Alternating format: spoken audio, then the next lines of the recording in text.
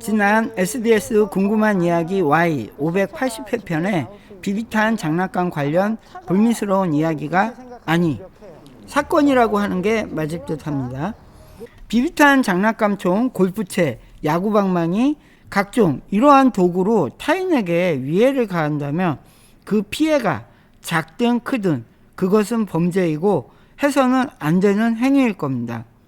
자, 되짚어서 여기 비비탄 장난감총, 골프채, 야구방망이, 강목 등의 도구로 지나가는 행인들에게 묻지마 테러를 했을 때 그 죄에 대한 벌은 누가 받을까요? 아니, 누가 받아야 옳을까요? 그런데 말입니다. 대한민국에서는 이 도구들 중 유일하게 행위자의 죄를 나누어 받는 도구가 있단 말입니다. 뭘까요? 그것은 현재 우리나라뿐만 아닌 세계적으로 활성화되고 있는 에어소프트 레포츠에 사용되는 비비탄 장난감입니다. 총기 단속? 우리나라는 실총 자체가 시중에 나올 수도 없는 나라입니다. 그런데 왜 총기 단속이라고 하는 말이 뜨면은 에어소프트 장난감을 좋아하는 동호인들 아니면 밀리터리 매니아들은 긴장을 해야 되는 걸까요? 우리나라는 실총 또는 실총에 준하는 모의총기는 각 관할 경찰서에서 철저히 관리 감독하에 유지되고 사용되고 있습니다. 그런데 왜 총기 단속에 에어소프트 장난감이 계속 거론되는 걸까요? 에어소프트 장난감이 그렇게 위험하다면 애초에 수입도 못하게 하고 판매도 못하게 하고 아예 대한민국에서는 실총처럼 군대에서나 사용할 수 있게 해야 하는 게 맞는 게 아닐까요? 수입한다고 각종 관세, 검사비, 안전기준 수수료, 거기에다가 검사 나온다고 출장 온다고 하면 출장비까지 뜯어낼 대로 세금과 돈은 다 뜯어내고 벌금까지. 에어소프트 레포츠의 시장 규모는 엄청납니다. 세계적으로 어느 정도의 규모로 성장하고 있는지 가늠조차 어려운 큰 시장이 되어가고 있는데 대한민국은 총포, 화약, 도검류에 의한 안전관리에 관한 법률 제11조 모의총포 등의 제조, 판매, 소지의 금지 1. 누구든지 총포와 아주 비슷하게 보이는 것으로서 대통령령으로 정하는 것 이하 모의총포라 한다. 제조, 판매 또는 소지하여서는 아니 된다. 다만 수출하기 위한 목적인 경우에는 그러하지 아니하다. 2.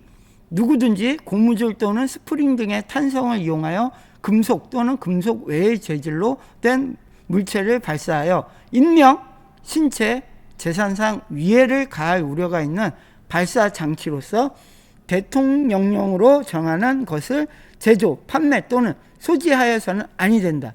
다만 수출하기 위한 목적인 경우에는 그러하지 아니하다. 3. 제1항 단서 및 제2항 단서에 따라 수출하기 위한 목적으로 모의총포 등을 제조하는 경우에는 행정안전부령으로 정하는 바에 따라 제조소의 소재지를 관할하는 경찰서장에게 신고하여야 한다. 시행령 별표 5. 금속 또는 금속 외의 소재로 만들어진 것으로 모양이 총포와 아주 비슷하여 범죄에 악용될 소지가 현저한 것. 장난감이라는 표시를 꼭 칼라파트를 이용해서 해주셔야 하는 이유입니다. 금속 또는 금속 외의 소재로 만들어진 것으로서 금속 또는 금속 외의 물체를 발사하거나 소리, 불꽃을 내는 것 중 다음에 1에 해당하는 인명, 신체상 위해를 가할 우려가 있는 것. 1. 발사되는 물체 이하 탄환이 난다. 크기가 5.7mm 미만인 것. 탄환의 무게가 0.2g을 초과하는 것. 발사된 탄환의 운동 에너지가 0.02kg/m을 초과하는 것. 4. 탄환은 앞부분이 둥글게 처리되지 않아 예리한 것. 순간 폭발음이 90dB를 초과하거나 가연성의 불꽃을 내는 것.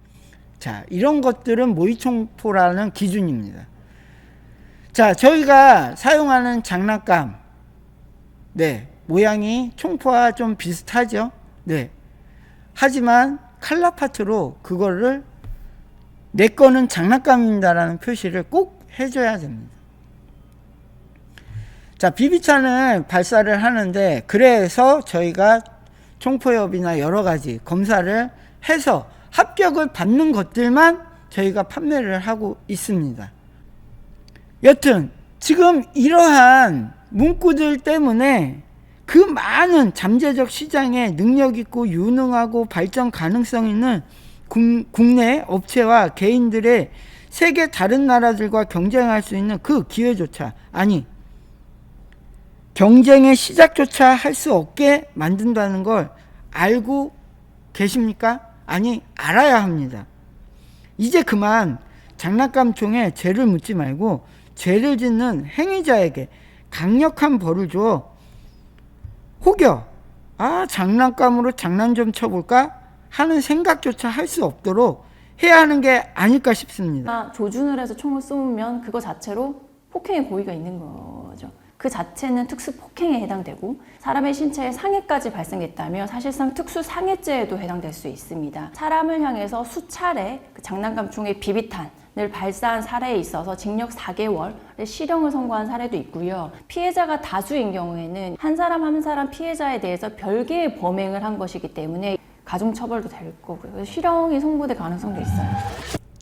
마무리로 저 라텔 개인적으로 정리를 하자면은 이번 궁금한 이야기 Y편에 제가 작가님과 PD님과 처음 강조했었던 부분이 장난감 총에 초점을 두지 말고 이 행위자, 범죄를 저지른 이 행위자, 그 범죄에 초점을 맞추고 범죄 행위에 대해서 벌을 받을 수 있도록 그런 계도하는 그런 방송이 되었으면 합니다라고 했었던 것 같습니다.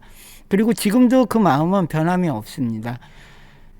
이 장난감 총의 파워가 0.2줄 이하이든 0.2줄 이상 1줄, 2줄, 3줄, 10줄, 15줄이라고 하더라도 0.14줄, 0.001줄이라고 해도 그 장난감으로 지나가는 행인들 그리고 옆에 있는 사람들 다른 사람들에게 위해를 가해서 피해를 입혔다라고 한다면은 그거는 범죄 아닐까요? 떨어져 있는 돌덩이를 주워가지고 옆 사람에게 던져서 위해를 가해서 상해를 입힌다라고 하면은 그것 또한 범죄고요.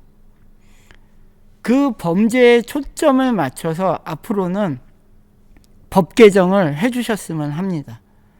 자, 라텔의 작은 마음이었고요. 고맙습니다. 감사합니다. 행복하십시오. 라텔이었습니다.